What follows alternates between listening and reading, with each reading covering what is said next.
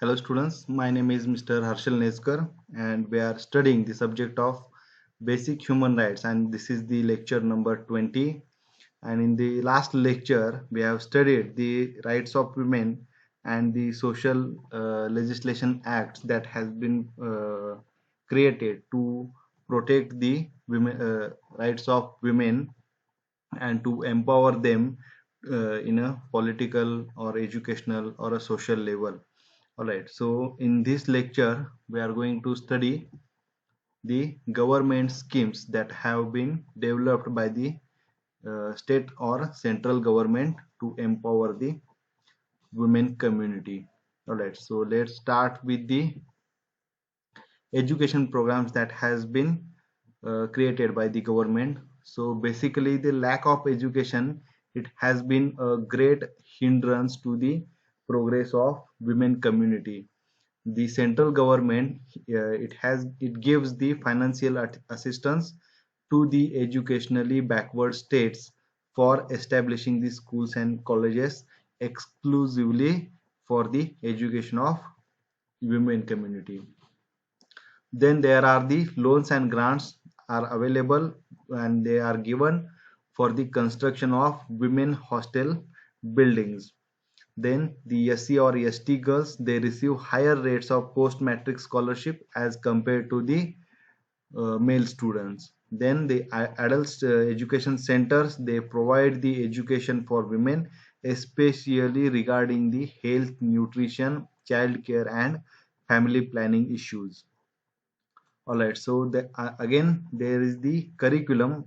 It includes the skills like teaching, stitching, embroidery, and knitting. Also, they have been they can be studied by the uh, education programs that has been developed by the state or central governments. All right. Also, there are the employment and income generating programs that has been developed. The government, it is providing greater attention to the training of women in vocational courses, and more women polytechnics that are being opened where girls or the women community, they are provided training in instrumental technology for repair and maintenance of electronic equipment or manufacturing of ready-made garments. Then the handloom weaving, food preservation techniques, then typing or stenography or etc. These kind of courses are being taught at these particular polytechnics that are being opened for the women exclusively. All right, so then there are the various trades in which training is imported are electronics, watch assembly and repair, computer programming, printing and binding, handloom weaving, handicrafts, weaving and spinning, toy making, etc. And these particularly educations are given to the women community by the central or state government schemes only. All right, some of them also are available through this particular the uh, program of PMKVY, that is the Pradhan Mantri Kalyan Vikas Yojana. It is also run in our institute only. All right, in Sharad Institute we run this particular PMKVY Yojana. All right, so also these employment programs are implemented through the public sector undertakings like the our college, corporations or autonomous bodies, or voluntary organizations like the non-profit organizations.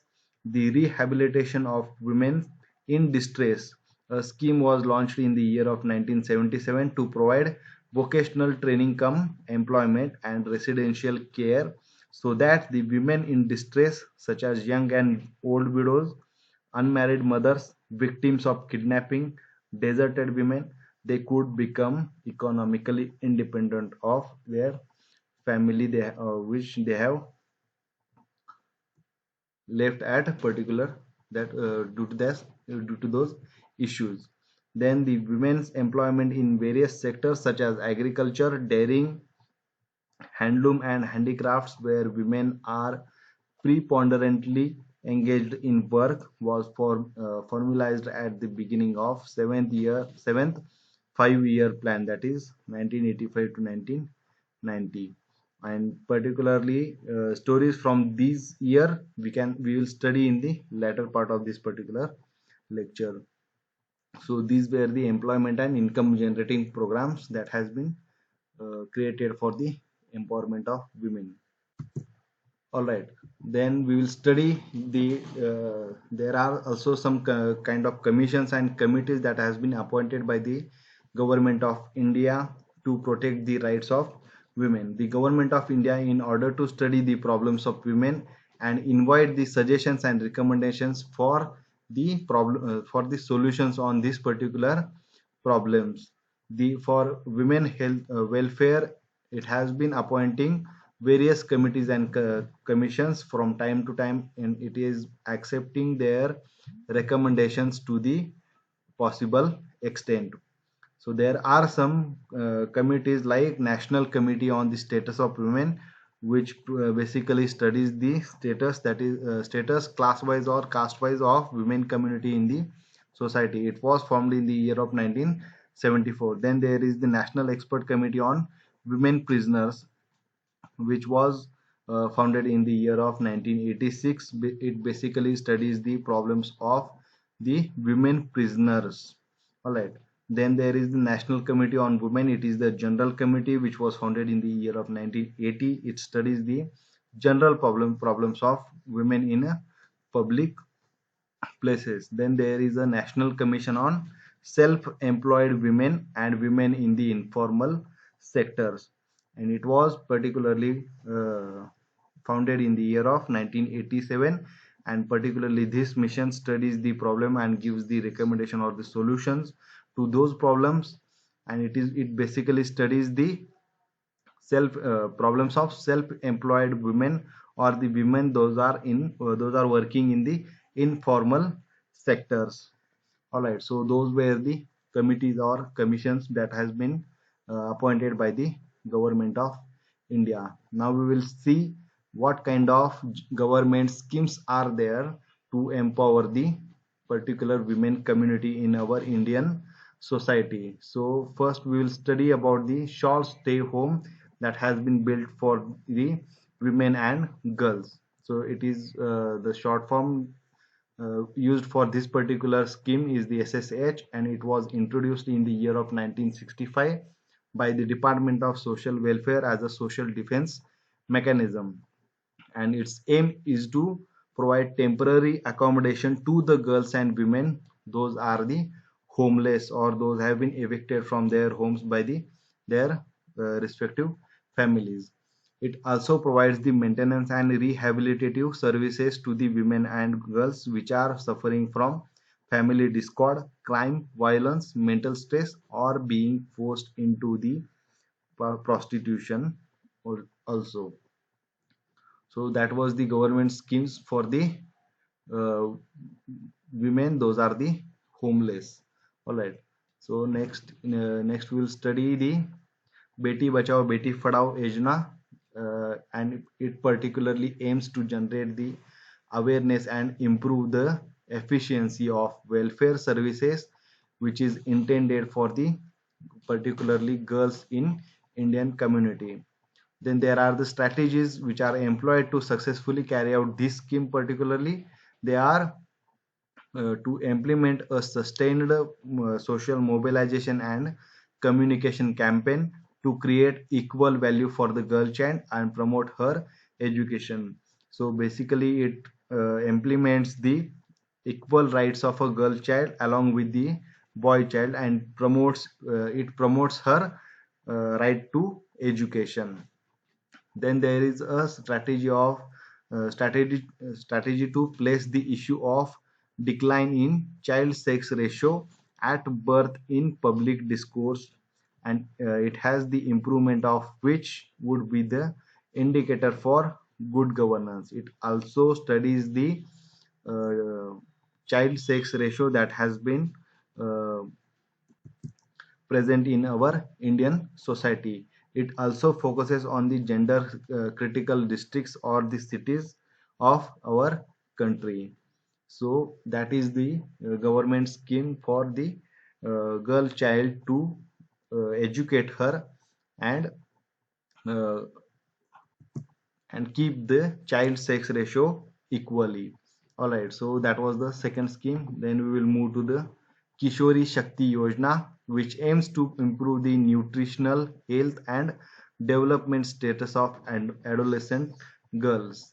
So basically it promotes the awareness of health, hygiene, nutrition and family care. So basically this Kishori Shakti Yojana, it gives the education and some kind of food uh, food proteins, or particularly those uh, healthy foods to the uh, women community, and it provides the awareness regarding those points of health, hygiene and nutrition. It also link the girls to a social environment and provide the opportunity for going to school. It also help them to learning the life skills and become productive member of the society. So this particularly Kishori Shakti Yojana has a motto of Sashakt Nari Sashakt Samaj. So moving on, then there is a government scheme called as the Support to Training and Employment Program for Women, which also short formed as STEP. So basically, in earlier slide, we have studied like there is a program of employment program or the employment scheme by the government. All right, and it was launched in the year of 1986-87. It aims to upgrade the skills of women for self and wage employment.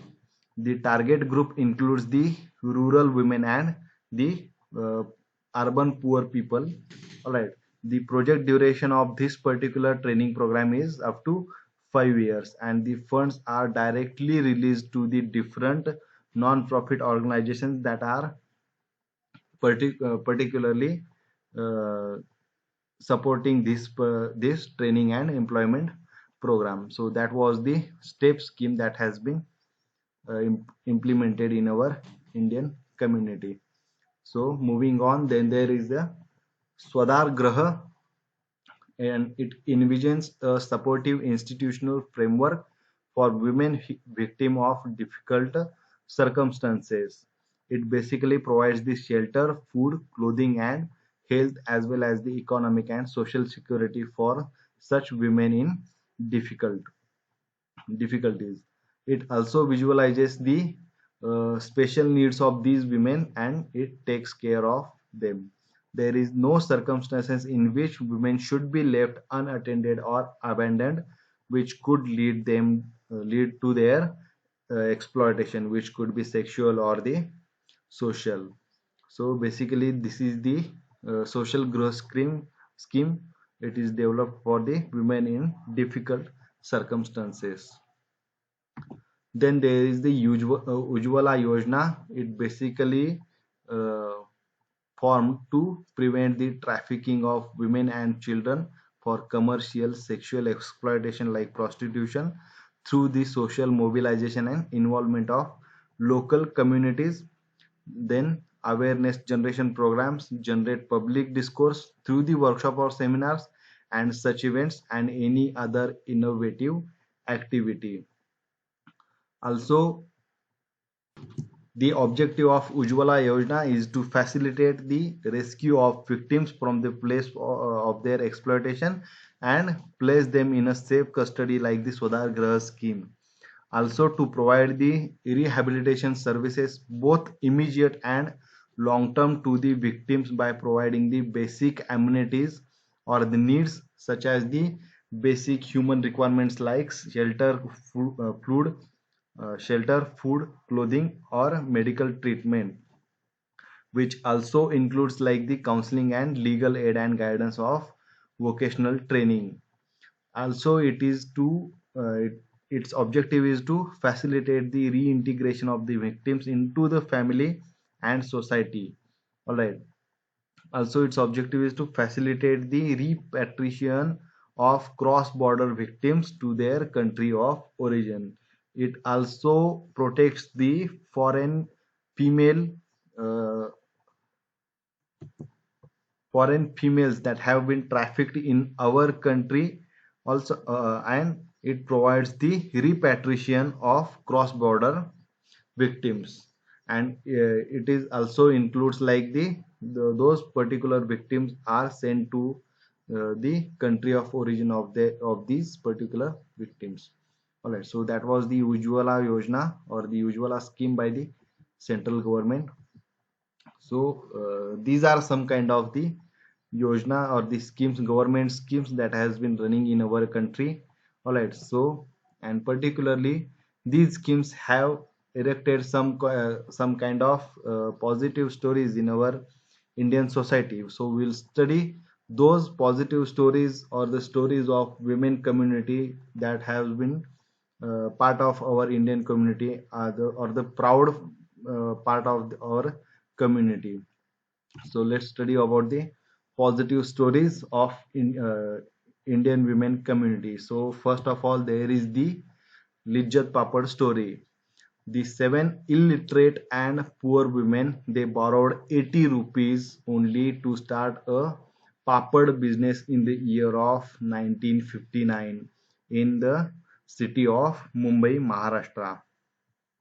Its turnover from the 6,196 rupees in the first year of 1959, it went up to 300 crore rupees in the next 4 decades. That is, in 40 years, uh, they have improved their turnover up to 300 crore rupees. Right now, there are 43,000 women are working in that particular Lizzat Papad factory. The one of the women involved with the phenomenal spirit, she was the Jayanti Ben Popat. She was honored at the Economic Times Award for her outstanding achievements. So that is the most proud story of Indian community, which started their business with 80 rupees and they accumulated the turnover of 300 crore rupees in just 40 years. Then there is also a story of Self-Employed Women's Association. It started as a trade union registered in the year of 1972 in city of Ahmedabad, founded by the Ila Bhatt organization of self-employed women workers who earn a living through their own labor or the small businesses. The membership of this particular Seva association, it is only nominal of 5 rupees per year, and it includes the women from cross section of society, from vegetable and fruit hawkers to home based weavers, potters and manual laborers. In the year when the particular trade union or the association started, the members were only 320 women. In the year of 2002, the members they increased up to 17 lakh 50,000 members. There is also a story, these particular women, they have taught Harvard students also. All right, so that is the positive story or the proud story of the Seva Association. So these were the government schemes and programs that has been created for the empowerment of women in our India, and also we have studied some uh, positive stories that tells the schemes or programs that has been succeeded or successful programs run by the Indian government. All right, so that will be for this lecture and we will stop here. And if you have any doubt regarding any government section, you can comment down below this section. In the next lecture, we will study more about the social problems that are present in our Indian society. All right. So thank you for listening the lecture. Thank you.